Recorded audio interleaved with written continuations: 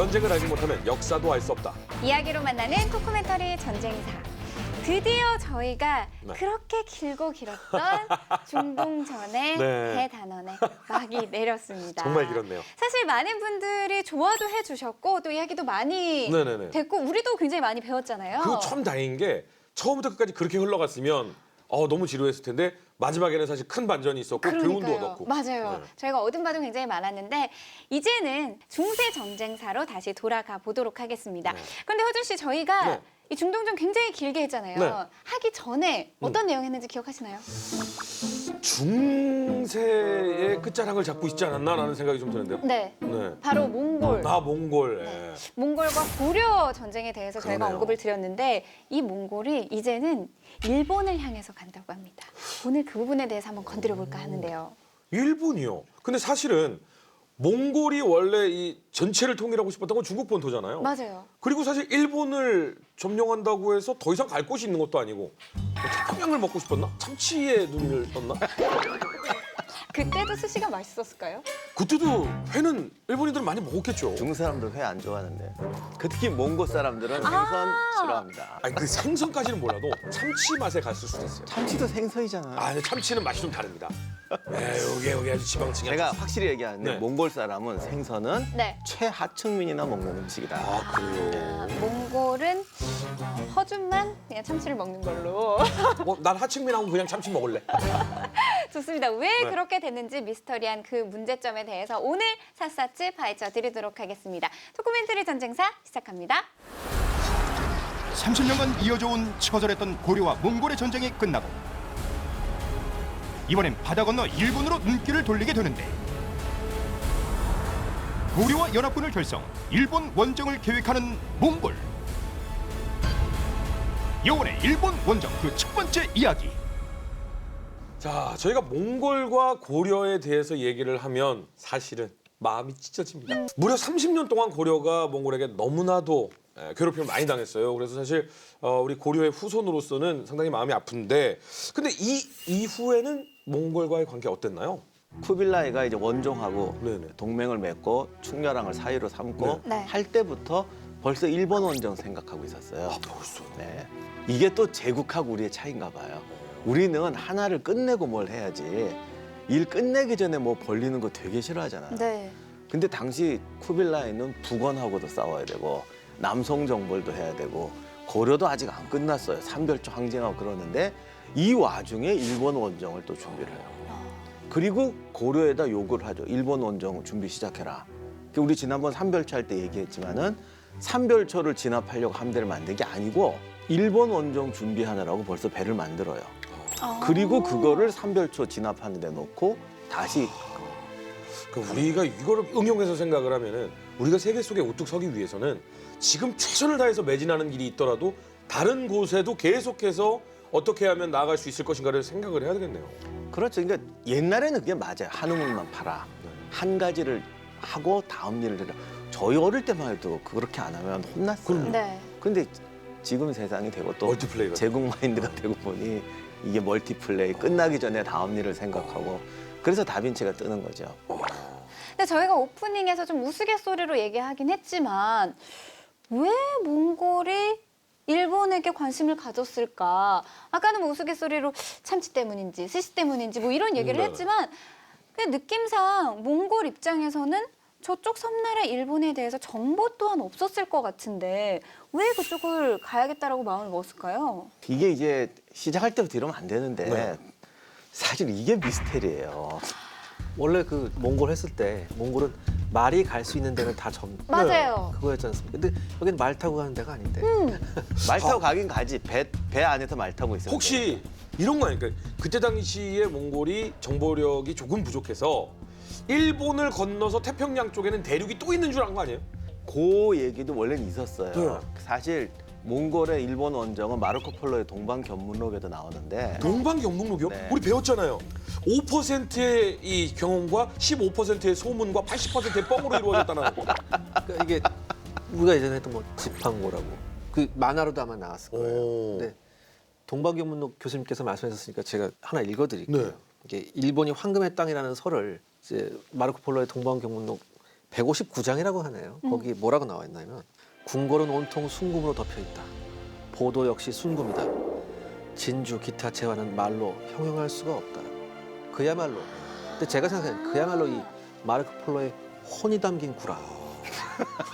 그러니까 몽골 입장에서는 일본이 마치 보물섬 같은 그런 곳으로 인식이 됐던 거네요. 아, 저도 어릴 땐 그렇게 알았어요. 네. 근데 그 또한 아니에요? 방금 기자님이 그 혼이 담긴 근데 방송에 들은 얘기가 안 되는데 원래 이 속된 말로 구라의 대가들은 네네. 무에서 유를 창제하지 않아요. 아, 유에서 과장. 그렇죠. 유를 뻥튀기지.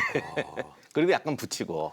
일단 일본에 금이 많다고 궁궐이 금으로 치장했다라는 거는 그 상상하기 나름인데 원래 일본 고대서부터 저기 에도 시대까지 내내 그러는데 저기 사진에도 나오지만 집 앞에 현관이나 이런 대문 중요한 네네. 부위에 저렇게 금박으로 이렇게 막 아, 약간 거의 쳐 발라요 저렇게. 아, 딱 보이는 가장 중요한 부분이네. 네. 네. 근데 또 일본 그 건축 쓰는 나무들이 주로 검은 나무를 쓰거든요. 네. 네. 거기다가 저 금박을 붙여놓으면 더 정말 눈에 띄네요. 그렇죠. 밤에도 아주 휘황찬란. 야, 이건 뭐 아니, 진짜 화려해요, 금덩이네요. 진짜로. 네, 화려하긴 해요. 네. 근데 저게 다른 거지. 아. 저걸 보고 저 안에까지 황금으로 꽉 찼다는 아니고 그리고 일본에 진주가 있긴 있죠. 대마도도 지금 하다니까, 특산품이 진주예요. 어. 그럼 그걸 또 이제 뻥을 치는 거예요. 진주를 공깃돌처럼 갖고 논다, 뭐 먹는다. 이렇게. 아니 근데 그게 약간은 가능성이 있는 게 왜 그 전복이라든가 조개 같은 거 자개장 만들 때 저희 사용했을 때 그거를 사실 깎아서 만들어 놓으면 진주 같은 느낌도 좀 있어요. 그러니까 그거 맞는데 그게 거기도 귀하다고요. 음. 저렇게 했다고 그냥 뭐 식기도 금이고 다 이렇지 않거든요. 그리고 건물 안에 이런 여기 우리 뒤에 배경 같은 게 벽화 그릴 때 일본은 전통적으로 이렇게 금칠을 해요 저렇게. 금박에다가 이제 그림을 그려요. 아, 그러니까 저게 금이 아니라 그냥 금박, 네. 금은 금이지 금박. 그것도 다 금이다. 긁어도 1g 나오기 힘든. 그러니까 금이 핥고 간 거죠. 이런 거. 근데 그걸 가지고 뭐 보도블럭에도 금이다 뭐 이러면 이제 사람의 상상력이 막 올라가는데 이게 전달되면서 과장에 네. 거듭됐네요. 그런데 정말 쿠빌라이가 거기 쏘갔을까? 왜냐하면 사실 일본은 고대부터 중국하고 거래를 했어요. 아, 네. 무역도 하고 특히 남송 지역 지금의 절강성 주변하고 무역을 하거든요. 그러니까 우리가 생각하는 것처럼 그냥 단순하게 좀 교류한 정도가 아니고 네. 지금 일본의 그 나라에 가면 도다이지 우리말로 동대사죠. 동쪽에 있는 큰 절. 네. 그거 송나라 승려들이 와서 건물 지어주고 불상 조각해주고 아. 지금은 이제 그게 그 뒤로 계속 불이 나고 바뀌어서 우리식으로 말하면 남대문 하나만 옛날 모습이고 아. 그 뒤에 건 이제 일본 건축 양식인데 가셔서 보시면 이게 딱 중국이나 한국 대문 같은 게 있어요. 네. 그게 송나라 승려들이 와서 지어준 거예요. 가마쿠라에 있는 절들도 송나라 승려들이 그냥 와서 정말 중국 사람들이 와서 짓거나 그대로 지은 것들이 꽤 있어서 우리가 생각하는 것보다 훨씬 더 교류가 많이 됐어요. 제가 사실 충격받은 게 우리는 항상 이게 중국 문명이 우리를 거쳐서 일본으로 갔다라고 네. 생각하거든요. 네. 근데 제가 처음에 일본 갔을 때 일본 절들을 보니까 너무 이상하게 생긴 거야. 구조도 우리가 알던 거랑 다르고 그땐 저도 좀 몰라갖고 아 얘들이 얘 그냥 변형이 됐구나. 변형이 됐구나 생각했는데 나중에 보니까 깜짝 놀란 게 오히려 중국 절의 구성하고 일본 절이 더 비슷해요. 비슷하구나. 우리께 오히려 토착가 됐어요. 그러니까 그럴 정도로 굉장히 교류를 많이 했어요. 활발히. 네, 무역도 많이 하고. 그래서 지속적으로 무역을 하고 네. 중국 문화를 받아들였기 때문에 네. 중국이 무슨 일본에 대해서 환상을 가질 만큼 모르지 않아요. 다만 여기서 이제 최악의 가정을 한다면 이 쿠빌라이 아저씨가 저 북쪽에서 내려왔잖아. 남성 사람들이 아니라고 우리 일본에 대해 잘 아는데 거기 그 정도 그렇게 금 아니다. 없다 그래도 하긴 마르코폴로 그 얘기해 보면 몽골에서도 상당히 오랫동안 아니 꽤나- 근데 마르코 폴로가 쿠빌라이한테 얘기한 건 아니고 쿠빌라이한테 들어서 네. 유럽에 와서 또 튀긴 거지. 누군가가 쿠빌라이 앞에 가서 일본이 이렇다라고 했는데 아는 사람들이 전화 아니옵니다 하는데 쿠빌라이가 그럴 리가 없어. 니들이 나 속이는 거지. 이게 또 마르코 폴로한테 가서 유럽까지 온 건데 잘 몰라요 진짜. 근데 진정한 진실은 모른다 이거다. 그럼 다른 설도 있습니까? 금이 예. 있다는 설 말고? 또 하나 중요한 게 당시 쿠빌라이가 가장 노리고 있던 건 남성 남성이었죠. 남성을 양자강을 건너가야 되잖아요. 네. 상당히 또 중국도 고전했거든요. 네. 그럴 때 누가 일본을 동맹으로 끌어들이자 뭐 이런 말을 했다는 설이 있어요. 아, 그런데 또 그 사람이 고려 사람이라는 에? 아, 그 중앙에서 이렇게 일본을 끌어야 들여야 된다라고 얘기했던. 네, 그 조이라는 경남 함안 출신의 고려인이 당시 몽골 조정에 있었는데 통역관이었대나 뭐. 네네. 이 조이라는 고려인이 일본에 가서 일본 애들을 우리 편으로 끌어들이면 남송을 치는 데 좋다라고 했대요. 이분이 어떻게 보면 고려를 좀 살리려고 그랬을는지도 있고 뭐 아니 근데 사실 일본을 끌어들이면 고려가 사실 힘을 쓸 필요는 없으니까. 그랬을 수도 있고 그 바람에 너 때문에 일본 원정 가느라고 고려 사람이 고생했잖냐 이럴 수도 있는데 네. 쿠빌라이가 일본에 동맹 맺자고 한 거는 사실이에요. 아. 나중에 쿠빌라이가 일본에 사신을 보내서 너랑 나랑 군대도 서로 오고 가며 도와주는 관계가 되면 참 좋지 않겠니라고 말했대. 그러면 이 설이 가장 조금 유력하지 않을까요? 그건 또 아닌가요? 아니 근데 몽고가 그 정도로 부탁을 했다면 이거는 몽골 당연히 이 여러 가지 정보 루트가 있었을 텐데 당시에 일본이 어느 정도의 힘을 가지고 있다는 건 알고 있었을 거 아니에요? 그럼 그때 당시에 일본은 어느 정도의 상황이었었어요? 일단 일본은 사실은 태평양 전쟁 날 때까지 네. 자기들이 뭐 남의 나라한테 침략을 당해본 적이 없잖아요. 그쵸. 그럼 무서운 게 없죠. 어... 옛날에는 또 바다를 건너간다는 게 지금처럼 쉽지 않아요. 그렇죠. 그러니까 아주 고대부터 정말 우리나라 그 사만 시대부터 한국은 그래도 중국한테 좀 신경을 쓰거든. 그렇죠. 그렇죠. 저 나라가 큰 나라인데 괜히 말 함부로 해가 기분 나쁘면 안 되는 게 신경을 쓰는데 얘들은 그때부터 겁이 없어요. 지금도 일본은 그래서 뭐 자기들은 옛날부터 막 이랬다고 그러는데 그게 아니라 쳐들어가기가 힘드니까요. 좀 위풍당당한 뭐 어떻게 보면 상황이었. 근데 원래 우물안 개구리가 제일 무서운 게 맞아요. 없잖아요. 크게 울잖아요. 크게 울어요. 그래요. 아니 지금 유력한 설로서 뭐 황금의 땅으로 알려져 있었기 때문이다. 아니면 남송을 위해서 이제 일본이랑 동맹을 맺어야겠다. 뭐 여러 가지 설들이 있었는데 네.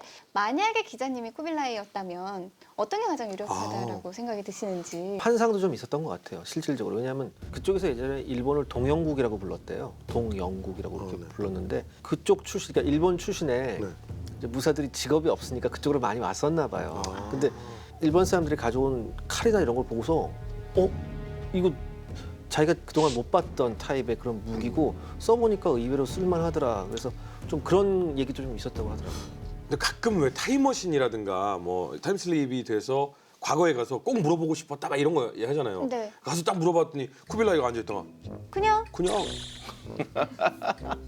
뭐가 있나 궁금했어. 근데 그랬을 수도 있어. 왜냐면 그러니까요. 남성 정복하고는 또 베트남 가고 한 갈 때까지 가 걔들은. 그러니까 뭐 저희가 지금까지 얘기한 모든 설들의 복합적인 이유가 아닐까 생각이 드는데 그렇다면 이제 본격적으로 일본으로 가보도록 하겠습니다.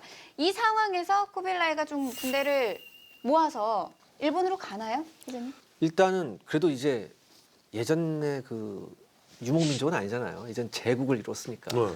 문서 칙서를 하나 보내요. 일본에게요? 네. 아 사실은 대단히 절차나 이런 거는 형식적인 건 대단히 정중하게 합니다. 어. 근데 내용은 좀 생각해봐야 돼. 내용이 뭐였냐면 쉽게 말해서 밑으로 들어와라.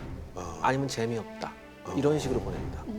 아니 근데 이 쿠빌라이가 세계를 이제 뻗어 나갈 때 가장 중요한 게 뭐냐면 항상 이런 식이었었어요. 먼저 보냅니다. 항복해라. 그러면 다 죽이진 않을게. 약간 이런 식의 고문을 보내요. 그 사신이 가고 그랬는데 만약에 사신에 대해서 안 좋은 행위를 하거나 자신을 모욕했다고 생각하면 아이, 여자, 동물 할 것 없이 모든 걸 살아있는 생명을 죽이는 정말 끔찍한 정복 전쟁을 했잖아요. 사실 조금 걱정되는데요, 이 상황에서는. 사신을 죽였다는 얘기도 있고. 처음에는 안 죽였어요. 아, 처음에는 돌려보냈지. 얘들도 일본도 이제 함부로 건드리면 안 되는 중국에 대해서 알고 있으니까. 중국에 대해서 알고 있는데 그 중국을 반 이상 점령한 나라다라는 것도 알고 있었을 거 아니에요. 그죠. 계속 무역을 했기 때문에 그때 일본은 이 소위 말하는 가마쿠라 막부라고 바쿠 시대가 열리고 있었는데 네. 원래 일본은 천황제 국가잖아요. 그런데 이제 천황이 약해지고 지방 세력들이 막 올라와요. 근데 일본이란 나라가 지금 그 도쿄 이쪽은 평야가 있는데 네. 그건 다 매립지거나 나중에 된 거고 원래 그 교토 나라 있을 때고 일본이 네. 사실 산이 되게 험해요. 네. 산곡도 많고 교통하기 힘들거든요. 그러니까 교육이 안 되니까 이게 봉건제가 발달하게 되죠. 그래서 이렇게 봉건제로 쭉 돼 있는데 천황이 그나마 그래도 그들의 대장으로 통치를 하고 있었는데 네. 밑에가 점점 성장하는 거지. 네. 그래서 얘들끼리 이제 서로 싸우다가 일본에서는 굉장히 유명한 건데 겐페이라고 해서 원시와 평시의 30년 전쟁이라고 있어요. 오. 이게 영국의 장미 전쟁처럼 이제 가장 유력한 영주들의 대장이 네. 싸움을 하는 거죠. 이때 이제 두 집안이 싸우다가 미나모토라는 집안이 져요. 네. 지고 이제 평시 헤이시라는 부족이 이제 대장이 되는데 그래도 완전히 죽진 않고 미나모토 요리토모라는 사람이 이제 지방에 도망을 갔다가 네. 만화처럼 어떤 젊은 또 여자를 만나서 어. 그 집안의 대릴 사이로 들어갑니다. 아 근데 여자의 집안이 조금 유력한 집안이었군요. 그렇죠. 호조 집안이라고 아주 유력한 집안인데 집안이 유력한 게 아니라 그 여자 마사코라고 그 이 여자가 엄청난 걸물이었어요. 오. 그래서 아버지가 반대를 하는 거야. 어디서 패전해갖고 어. 영화에서처럼 비틀비틀 와서 쓰러진 애를 근데 얘는 큰 인물이 될 거다. 그래서 막 우겨가지고 결혼을 합니다. 그리고 이 요리토모가 처가의 지원을 받아서 그 평시를 무찌르고 다시 굳건하게 일본을 제패하게 됩니다. 아 여자 잘 만났네. 남자는 여자하기 나름이니까요. 그런 남자가 있어야 말이죠. 이 다큐멘터리 특징이 항상 반전이 있는 건데요. 네. 잘 만나긴 했지. 네. 근데 이게 다음 얘기인데 이 마사코가 남편한테는 잘했어요. 네. 그러면요? 근데 원래 남자보다 여자가 오래 살잖아요. 네. 죽고 나니까 아들을 측천무처럼 가지고 나. 뒤에 탁 가서 가림막 놓고서는 앉아서 명령하는. 첫째 아들을 없애버리고 동생을 다시 쇼군으로 앉히거든요. 네. 그리고는 자기가 치웠잖아. 그 호조가에서. 그리고는 그 2대 쇼군의 아들을 또 꼬셔서 네 작은 아버지한테 복수해라. 어? 얘가 또 가서 작은 아버지를 죽여. 그랬더니 또 쇼군을 죽였으니 얘도 범죄자잖아. 어. 그래서 다 죽여. 그래서 미나모토의 집안은 대가 끊겨요 여기서. 왜 그때도 마사코는 살아 있었어요. 자기 집안으로 이 쇼군 자리를 넘겨버립니다. 부인을 잘 뒀지. 그러니까 여기에 딱 미나모토가의 그 쇼군이 쓰러지는 순간 머릿속에 그 미래를 마치 그렇죠. 계획한 듯이. 자기 자식들을 다 치워버리고 자기 본가를 쇼군으로 앉히는 거예요. 무서운 사람인데요. 그렇죠. 하여간 그렇게 돼서 원래 이제 호조의 가의 지원을 받아서 싸우는데 네. 이때 미나모토가 뭘 하냐면 영주들끼리 싸울 때 네. 원래 먼저 승리했던 평시가가 권력을 차지하니까 그냥 신난 거지 뭐. 네. 그래서 막 누리는 거야 자기는. 이게 깨진 사람은 이걸 보고 그게 아니라 내 편을 만들어야겠구나. 그래서 그 영주 밑에 전국에 있는 무사들 네. 그리고 이제 봉건지 때는 유럽도 그랬지만 이 승려 승단 유럽은 카톨릭이고 일본은 불교 사찰들이 이게 또 다 우리 기자님 전에도 얘기했지만 왜 승병들 있고 그렇잖아요. 이 승단하고 지방 무사들을에게 이제 소주한 표를 얻는 거예요. 내가 너희들한테 이렇게 해줄게. 그래서 무사단과 승단을 자기 편으로 끌어들여요. 아. 야, 제일 잘 싸우는. 예, 그렇게 해서 평시가를 몰아내고 자기가 권력자가 되고 천황은 그대로 놔뒀지만 이제 우리가 들어본 쇼군이라 그렇죠. 막부를 열어 쇼군이 장군이 되고 실권자가 되는 거죠.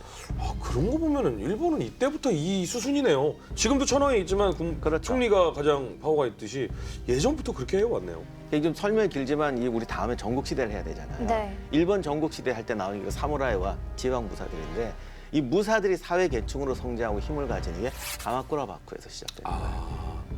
지금 우리가 딱 머릿속에 일본 하면 떠오르는 뭐 쇼군이라든지 네. 사무라이든지 뭐 그러니까 이런 사무라이, 것들이 다. 그러니까 소위 말하는 무사들의 의리, 뭐 무사는 뭐 이래야 돼 이런 것들이 나오기 시작해요. 아니, 그나저나 아까 그래서 쿠빌라이가 서한을 보냈을 때 일본 입장에서 좀 무시를 했다라고 했는데 어떤 식으로 구체적으로 좀 반응을 한 건가요? 아무리 막부가 힘이 있다 한들 절차라는 게 있지 않습니까? 네. 좀 서신이 왔으면 그걸 이제 천황한테 천황한테 보고를 해야 딱 해야죠. 되는데 네. 천황한테 보고도 하지 않고 않고? 예 대단히 정중하게 왔으나 내용은 정중하지가 않았잖아요. 그러니까 이 사신을 쫓아보냅니다. 그리고 바로 동원령을 내립니다. 일본이. 전쟁하겠다. 이건 뭐 거의 전쟁 선포네요. 예, 전쟁 준비를 하는 거죠. 그러면 이 소식은 당연히 쿠빌라이한테 들어갔겠고. 당연하죠. 그리고 호조는 그때 무슨 생각을 했냐면 우리나라랑 비슷해 무신 정권 같은 거거든요. 사실. 그렇죠. 그러니까 우리도 원나라하고 이게 결합을 하면 무신 정권이 자기들이 날아가니까 저항을 하잖아. 네. 얘도 똑같은 거예요. 왜 천황의 사신을 안 보내냐면 아, 천황이 원나라랑 동맹을 맺고 지원을 받아서 거꾸로 치고 나올 수가 있잖아요. 그러면 천황이 지배하는 세상이 되니까. 그렇죠. 아. 그래서 이걸 반대로 써먹는 거예요. 천황한테 안 알리고 자기가 원나라가 쳐들어오니까 전쟁 준비하자 그러면 항상 전쟁 준비는 권력을 가져다 주거든요. 그래서 전국에 그 동원령을 내리면서 자기 세력을 만들고 새로운 세력을 키우면서 천황하고 몽고 사신이 만나는 건 절대적으로 끊어요. 그래서 정말 정보라는 게 중요한 건데. 그러면 이 영화의 커트로 보냐면 딱 전쟁 준비해라 딱 이렇게 했는데 이 시각 천황은 아무것도 모르고 있는 거야. 그때 일본 천황이 진짜 그랬어요. 힘이 없어. 손호수아비 왕이어가지고 근데 본인은 그냥 잘 먹고 잘 사고 호의호식은 하고 사는 거잖아요. 별로 호의호식도 못했대. 그래요? 안 줘가지고. 그래요? 예. 천황이잖아요. 아니 뭐 권력 있어야지. 우리보다 잘 살았겠죠. 그쵸. 네. 아이 후회 먹었을 거예요. 이제 이 소식이 쿠빌라이에게도 전달이 됐으니 몽골에서도 준비를 할 것이고 일본에서도 준비를 할 것인데 갑자기 문득 좀 궁금한 게 몽골 쪽에서 이제 일본으로 가려면 어쩔 수 없이 우리나라 고려를 거쳐야 하는 거잖아요. 그러면은 물자도 물론이거니와 군사도 좀 동원이 돼야 되는 거 아닌가? 이것도 좀 화가 나네. 네. 기왕 갈 거 그러면 우리나라 하지 말고 블라디보스토크에서 출발해도 되잖아요. 일본하고 가깝거든요. 거기 북해도 쪽. 그러네. 전술이 잘못됐네. 네. 북해도부터 들어갔으면. 그러니까요. 역사가 블라디보스토크에서 바뀌었을 대게 거야. 먹으면서 킹크랩 먹으면서 넘어가셨으면 우리나라는 우리나라대로 그냥 행복하게 잘 살고. 아, 얘는 뭐 전술뿐이 아니라 전략까지 제시하시고. 참. 그럼 우리나라 그러니까 고려에게 이제 그러면 동원령이 떨어지는 거예요? 맞습니다. 징검다리가 된 거예요. 아. 그러면서 거의 뭐 이 요구를 할 때 뭐 천척 가까운 배를 만들라고 막 이렇게 하고 배 천척이요? 예. 그다음에 또 문제가 뭐냐면 가서 선봉이 고려군이에요. 왜요? 그러니까 니들이 한번 보고 우리는 니들을 희생양 삼아서 어떻게 싸우는지 어떤 전술을 써야 될지 보겠다. 예, 예. 그래서 이 서신도 보내요. 야, 이거 여러 가지 어려운 이유가 있다. 일본을 우리 쪽으로 회유한다는 것 자체도 가능치 않을 뿐더러 가는 길도 이게 쉽지가 않고 상륙한다 한들 거기서 전투를 하는 것 또한 더욱 쉽지가 않다라고 여러 번 사신을 보내거든요. 네. 처음에는 그래서 몽골도 약간 주춤하다가 끝내 쿠빌라이 칸이 그런 게 어딨어. 밀어붙이자. 그럼 여기서 정말 제일 신기한 게 쿠빌라이예요. 네. 끝까지 밀어요. 아니 그리고 좀 속상한 게요. 포사님 저희 제일 처음에 이 여몽전쟁 했을 때요. 우리가 너무 굴욕적인 건 아니다.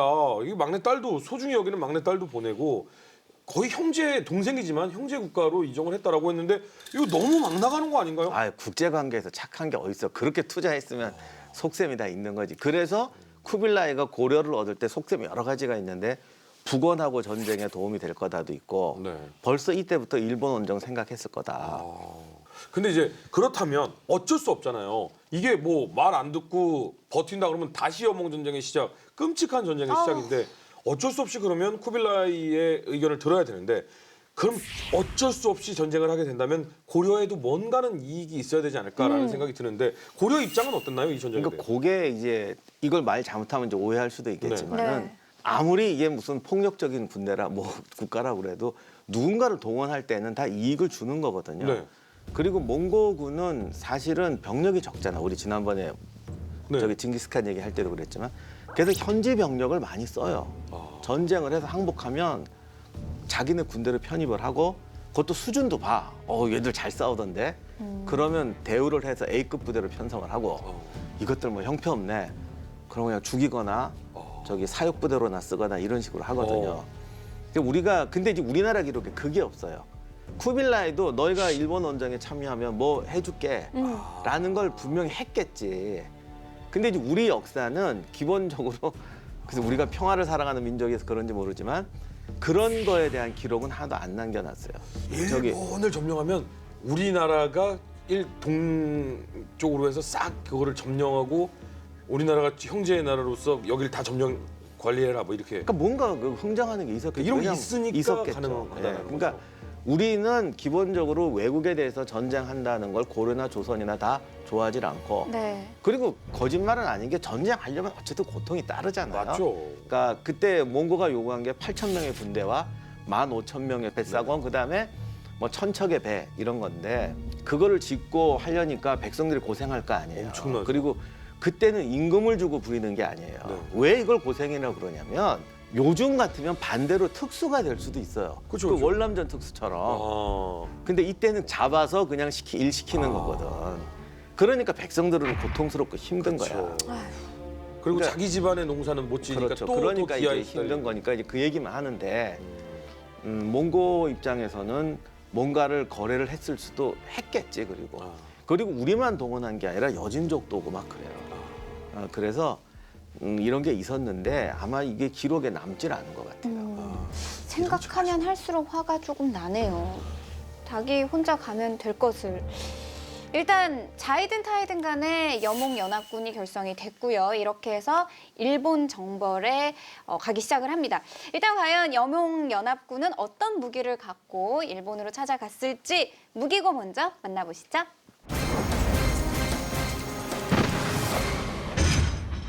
모기고에 오신 걸 환영합니다. 동아시아를 평정한 몽골, 드디어 몽골은 고려와 연합군을 형성해 일본 원정을 감행합니다. 오늘은 여몽연합군의 일본 원정에 쓰인 무기에 대해 알아보겠습니다. 먼저 여몽연합군의 무기부터 살펴보죠. 여몽연합군의 냉병기는 이제까지 우리가 보아한 무기와 큰 차이가 없습니다. 하지만 여몽연합군은 새로운 무기를 원정에 가지고 옵니다. 바로 열병기 무기, 즉 화약 무기였죠. 먼저 동화창이라는 핸드캐논 형태의 화총이 있었습니다. 1271년에 개발된 이 화총은 전체 길이가 약 44cm, 총구의 직경은 3cm였습니다. 장대 모양의 받침대를 뒤에 끼워놓고 발사했는데요. 2명 이상이 조작해야 했습니다. 보통 쇠구슬이나 짧은 화살을 여러 개 끼워놓고 발사했죠. 사정거리는 약 180m였지만 실제 유효 사거리는 50m가 채 안 됐습니다. 사실 동화창의 진가는 다른 곳에 있었습니다. 당시 아직 총에 대해 생소했던 일본 군들에게 총의 발사포금은 공포를 불러일으키기에 충분했죠. 즉 실제 살상보다는 심리적 충격 효과가 더 컸습니다. 여몽연합군에게는 또 다른 화약병기가 있었습니다. 바로 수류탄이었죠. 테츠하오라고 불린 이 주조제 청동 수류탄은 심지를 달아 사용했습니다. 지름은 약 14cm였는데요. 몽골군은 일본 하카다만에 상륙해서 전투에 돌입하자마자 이 테츠하오를 바로 사용했다고 합니다. 자, 이번엔 일본의 무기를 살펴볼까요? 일본군은 전형적인 중세식 냉병기를 보유하고 있었습니다. 특히 다양한 창을 사용했는데요. 기쿠치야리는 왼알에 작은 창날이 붙어있는 창이었습니다. 가볍고 만들기가 쉬워서 여몽연합군의 대병을 맞이한 일본군은 이 창을 짧은 시간 안에 대량으로 제작했다고 하네요. 장대 위에 긴 칼을 붙인 나기나타는 한마디로 참마검 형태의 대도였습니다. 가마쿠라 시대부터 무로마치 말기까지 일본을 대표하는 장병기였죠. 대기병용으로도 쓸모가 있어서 일본군 병사들이 애용했습니다. 여몽연합군이 원정을 왔을 때 일본은 가마쿠라 막부 시절이었습니다. 그리고 이 시기는 이른바 일본도의 황금시대였죠. 우리가 알고 있는 일본도의 전형적인 형태가 완성되어 널리 쓰인 시기였습니다. 그리고 그 시작은 타치라고 불리는 검이었습니다. 칼날의 길이는 60에서부터 90cm까지 다양했고 완만한 곡선을 이루고 있었습니다. 베고 찌르기 모두가 가능했죠. 다만 우리가 알고 있는 일본도보다는 날폭이 좁았다고 하네요.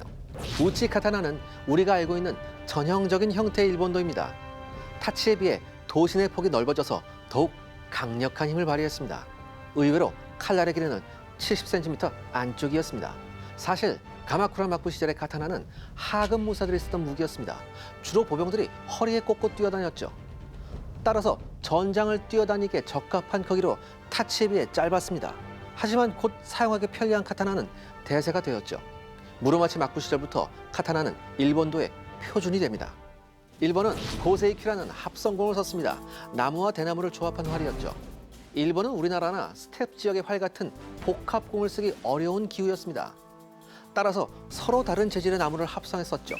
탄력을 높이기 위해 그 길이는 거의 180cm가 넘었습니다. 고세이키의 특이한 점은 활을 잡는 위치가 위로부터 약 3분의 2 지점이었다는 것입니다. 나름 최고의 장력을 확보하기 위한 방법이었죠. 하지만 그만큼 균형 잡기는 까다로웠다고 합니다. 그럼에도 불구하고 일본 기병들은 말을 타고 활을 쐈는데요. 여몽연합군의 군기병 앞에선 상대가 되지 못했습니다. 이상으로 여몽연합군과 일본군의 무기에 대해 알아봤습니다. 여몽연합군의 일본 원정이 성공한다면 몽골은 동아시아를 완전 평정하게 됩니다. 과연 그 결과는 어떻게 됐을까요? 자, 드디어 여몽 연합군이 탄생을 했습니다. 그래서 일본으로 정보를 가는데요. 규모는 어느 정도가 됐을까요? 고려사 기록에 나와 있습니다. 네. 1274년에 1차 원정 때 몽골군이 25,000, 그다음에 고려군은 장병이 8,000입니다. 적은 숫자 아니죠, 8,000. 아니죠. 그다음에 뱃사공, 그다음에 선원들에서 한 6,700명 정도. 예. 아니, 그러니까 뭐 몽골이 이게 그냥 숫자만 보면 안 클지 몰라도 몽골이 움직이는 이 부대의 숫자를 보면 굉장히 큰 규모네요. 원래는 15,000명을 요구를 했는데 네. 고려가 이렇게 해서 좀 깎았어요. 아, 딜을 또 바꾸죠. 그래서 이제 여몽연합군 총 규모가 한 4만 정도. 어. 그다음에 함선은 약 한 900척 정도 됐어요. 와, 900초. 또 속 터지는 게 아까도 말씀드렸지만 네. 선봉이 고려군이고 몽골군은 뒤에서 이제 독전대 역할을 하는 거예요. 나갔어, 뭐 이런 거 있잖아요. 근데 사실은 뭐 배에서는 뭐 물론 일본만큼은 아닐지는 몰라도 몽골군보다는 우리 군이 훨씬 더 배는 강하죠. 해군에. 근데 이거는 그 우리가 성벽 공격할 때 이 총알바지로 내보낸 그런 선봉은 아니고 네네. 쿠빌라이도 그렇게 얘기했대. 니들이 배는 잘 타잖아. 그렇죠. 네. 그동안 우리 괴롭혔잖아. 그러니까 잘 싸우는 니네가 나가. 그리고 몽골군도 안 나간 건 아니고 원래 상륙할 때 한 지점에만 상륙하지 않잖아요. 네네. 이게 병력을 분산시켜야 네. 되니까. 그러니까 주공에서 고려군도 나가고 몽골군도 나갔는데 아무튼 배 타고 하는 건 니네가 잘하니까 한번 실력 발휘해봐라. 이런 개념으로. 칭찬이에요, 뭐. 아니 근데 사실은 우리나라에 들어왔을 때 그 몽고군이 들어왔을 때도 몽고군은 참 특이한 게 본대가 최정예가 아니라 선발대가 거의 최정예 수준으로 뚫고 나가는 모습이었으니까 우리가 좋고 나쁨 싫고 뭐 좋음을 따지는 게 아니라 분명히 우리나라를 최정예 선봉이라고 생각을 했기 때문에 예, 쿠빌라이가 그러니까 작전에 이게 썼다라는 거듭 거겠죠. 말씀하면 총알바지로 내보내는 그런 선봉은 아니에요. 몽고는 어디 가나 현지 병력을 써요. 네. 그리고 그 현지 병력의 주특기를 알아서 아 얘들 이런 거 잘하니까 여기에 쓰면 좋겠다 이렇게 하는데 제가 무슨 몽골을 변호하려고 그러는 게 아니라 군대를 어거지로 밀어넣으면 말씀처럼 이렇게 뒤에서 그냥 밀고 너 안 나가면 죽어 이렇게 미는 거는 소모전이지 전투 능력을 발휘할 수가 없죠. 네. 전투 능력을 발휘하려면 뭔가 거래를 해야지. 우리가 저 배 만드느라 고생한 농민 말고 고려군 중에는 나름대로 이걸 기회라고 생각했던 사람도 있긴 있었을 거예요. 이걸 결코 우리가 나쁜 의미로만 받아들이지 네. 말자는 거죠. 저희 뭐 시청자 여러분들 중엔 그렇죠. 그런 분들 안 계실 예. 거예요. 그러니까 전쟁을 우리가 객관적 시각으로 해서 꼭 배워야 될 거를 찾아야지 기분으로 이 방송을 절대 보시면 안 됩니다. 전 잠깐 그랬어요. 다만 8,000명을 필요로 하는데 그런 사람이 3,000이면 5,000은 강제로 끌어내겠지. 국가에서 예, 강제 징집을 한 그렇죠. 거니까요. 그러면 이제 네. 가슴이 찢어지지. 맞죠. 가족도 찢어지고. 이게 저희 게임에서도 보면은요 병사를 차근차근 모아가지고 훈련을 시키는 건데 이게 정 안 되면 강제 징집을 누르거든요. 민심이 뚝 떨어져요. 그렇죠. 네. 하지만 근데 어쩔 수 없을 때는 강제 징집을 하거든요. 아 그거 네, 민심이 뚝 떨어져요. 어, 네, 예. 그러니까 그런 부분이 사실은 하면서도 게임을 하면서도 방송을 하면서도 이게 느껴지는 부분이 있는데 제가 얼마 전에 최남단 등대를 갔다 온 적이 있거든요. 네. 우리나라에서 가장 높은 등대를. 근데 날이 좋은 날은요 그냥 육안으로 대마도가 보여요. 저는 대마도가 그렇게 가까운 줄 몰랐어요. 우리나라에서 여몽 연합군이 출발을 했으니 당연히 대마도로 갔겠죠? 그렇죠. 당시 고려군 사령관은 김방경이었고요. 네. 그다음에 몽골군 사령관은 흔도어였습니다.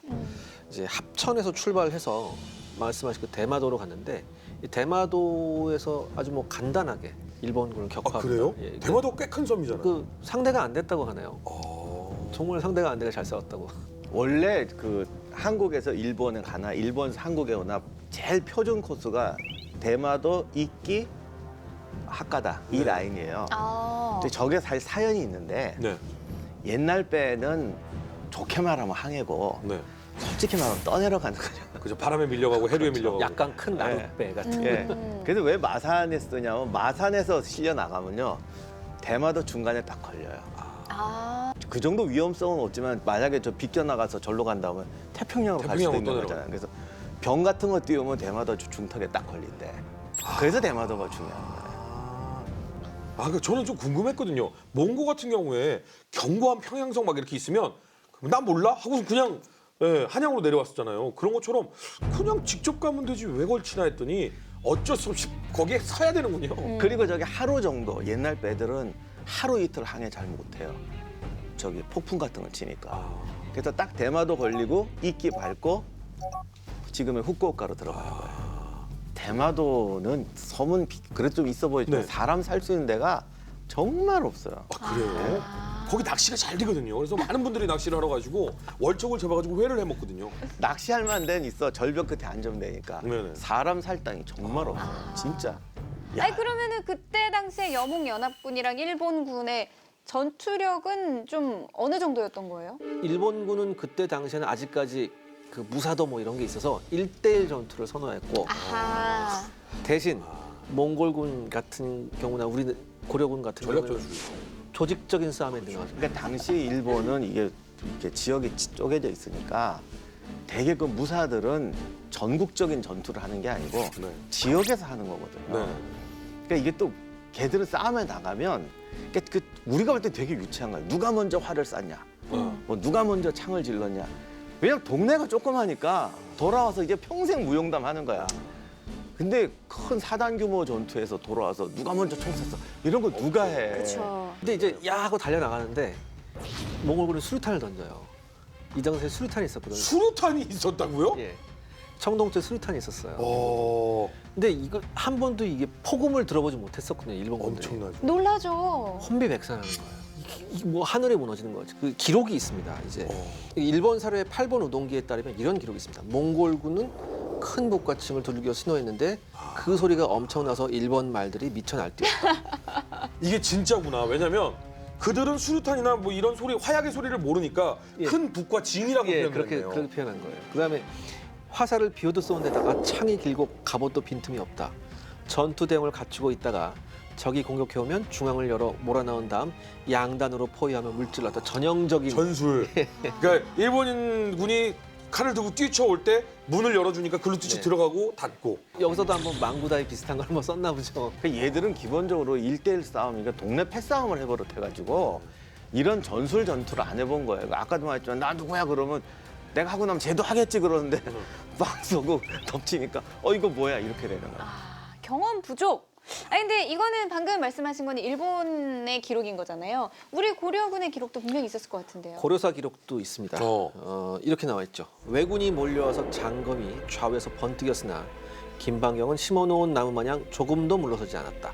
김방경은 효시 즉 전투 신호용 화살 하나를 뽑아 쏘고 소리를 높여 외치니 왜군들이 기가 죽어 달아났다. 왜군이 대패하고 엎드려진 시체가 삼을 베어 눕힌 듯 많았다. 아이고. 그러니까 이 삼맛을 이렇게 낯으로 이렇게 치면 팍 쓰러져가지고 뒤덮이잖아요. 그 정도로 시체가 많았다는 그 거예요. 왜냐하면 이게 우리가 전쟁사 오래 했지만 당시 고려군은 전투 경험이 풍부했어요. 네. 30년을 싸워. 네, 30년 싸웠고 그리고 이전에 삼별초하고도 싸워가지고 그렇죠. 우리가 얘기했지만 삼별초가 최정예군이었고 그렇죠. 그렇죠. 전부는 아니고 그 정예 중에 일부는 또 이쪽 편에 와서 싸우고 그렇죠. 이미 전투를 몇 번을 하고 온 부대예요. 그리고 아까도 말씀드렸지만 자원병들도 있긴 있었을 거라고. 어쨌든 그렇죠. 원정 간다 했을 때 꿈을 가지고 나온 사람들도 있었을 것이고 그러니까 고려도 또 이제 사무라이 같은 무사층들도 있고 그러니 잘 싸웠겠죠. 그러니까 아마 일본이 원하는 단병 접전의 예가 그렇게 크지 않았을 거다. 제 생각엔. 왜냐하면 이때부터 일본군의 주특기가 뭐냐면 돌격이에요. 막 하는데 말 타고 있다가 쫙 옆으로 가서 포위한 다음에 원거리에서 활을 쏘다니까. 그러니까 일본군이 훨씬 많이 죽었겠죠. 아마 이렇게 우리가 생각하는 뭐 무사들끼리 단병 접전은 그렇게 많이 없었을 거다라고 생각해요. 그리고 일본군의 활이 이게 엄청 길어가지고 활이 크니까 장궁. 떼면 화살도 길어져요. 네. 네. 화살이 기니까 무겁잖아요. 지금도 그 일본은 지금도 그 전통 활쏘기 네네. 하는데 시작해서 끝날 때까지 30분 걸려. 활 한 발 쏘는데. 그게 조준도 힘들대요. 뭐 보통 우리가 이렇게 쏘는 줄 아는데 일본 활은 뭐 이렇게 쏜다고. 아니 그러니까 이렇게 해서요. 이렇게 가요. 이렇게 해서 뭐 이러고 거기다 의식까지 있어가지고 야 난 팔 걷는 거보다가 이거 걷는데 5분 걸리더라고. 진짜 전투에서는 그러진 않았겠죠. 그렇긴 한데 그렇죠. 자관 의식을 원체 중요한 나라다 끝까지 못 보니까. 봤어요. 그래서 제가 드리고 싶은 말씀은 그래서 표적과의 거리가 25m, 50m밖에 안 돼요. 맞아. 그 이분들이 국궁 사격장이 오면 까무러쳐요. 왜냐면 우리나라 활은 기본 사거리가 140m예요. 그래서 이분들이 오면 저게 뭐냐고 그래요. 활 관역에다가 총 쏘냐? 무슨 활을 저기다가 대고 쏘냐 그런다고. 그리고 또 하나 취한다. 50m도 안 되는데 화살이 길어가지고 이게 날아가면 이렇게 날아가는 게 아니라 슉 하면서 바닥으로 깔려요. 그래서 일본 활은 보시면 마루에서 쏘는데 표적이 저 바닥에 있어요. 아. 이건 또 한국 분들이 굉장히 이상하게 생각해. 쥐잡나 왜 밑으로 쏘지? 제가 생각했을 때는 그럴 경우에는 정말 화살의 의미가 없다라는 생각이 드네요. 활은 뭔가 이렇게 멀리서 그래도 화살의 가장 중요한 이점, 집중 사격에는 방법이 없습니다. 일본도 그런 걸 많이 썼고. 그래도 일본도 실제로 칼에 죽는 사람보다 활에 죽는 사람이 거의 7, 80%예요, 전쟁. 아 그래요. 그러니까 그 화살에도 그렇게 많이 죽어요. 그런데 몽고군이나 우리가 쏘는 화살은 기본 사거리 140에 여차하면 250. 전형적인 복합부 네. 성능이 그리고 나오는 거니까. 워낙 이것도 그리고 좀 훨씬 명사수가 많아요. 강력하고 빠르고. 그러니 그 8번 우동계도 나오지만 가다가 화살에 맞아 다 죽는다는 게 그러니까 전투가 안 돼요, 사실 걔들. 그럼 사실은 여기서 엄청난 규모의 전투력 차이가 나서 일본군이 많이 사실은 쓰러졌는데 이러면 일본군은 사기가 뚝 떨어져서 더 이상 안 싸워야 정상 아닌가요? 그렇죠. 왜냐하면 여기서 전달이 될 거 아니에요. 여기서 이제 미스터리가 또 나오는데 네. 일본 측 기록에는 하여간 우리가 그래도 물러서지 않고 끝까지 싸웠다 이거를 강조를 해요. 근데 뭐 그렇긴 했겠지. 그 뭐. 갈 데가 없어요. 그리고 걔들은 도망가면 동네에서 살 수가 없어요, 더 이상. 아 그래요. 다 알잖아.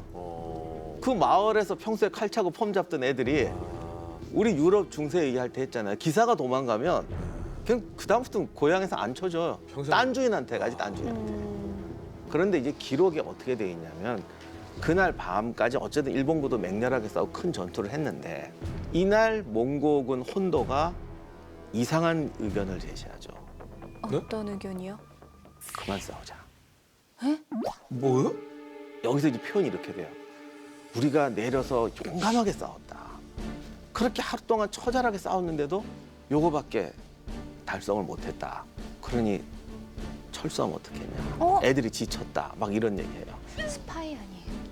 그때 김방경은 이게 무슨 소리냐. 네. 그러니까 지금 기껏 싸워서 지금 한 몇십 킬로 전진했는데 해안에 교두보를 놓고 싸우자라고 얘기해요. 그러니까 쉽게 말하면 해안 교두보는 확보했거든요. 네. 그러면 여기다가 이제 진지를 진지를 구축하고 내일 싸우자는 얘기인데 몽고군은 철수하라는 거야. 아니 기껏 교두보를 사실 그게 제일 어렵잖아요.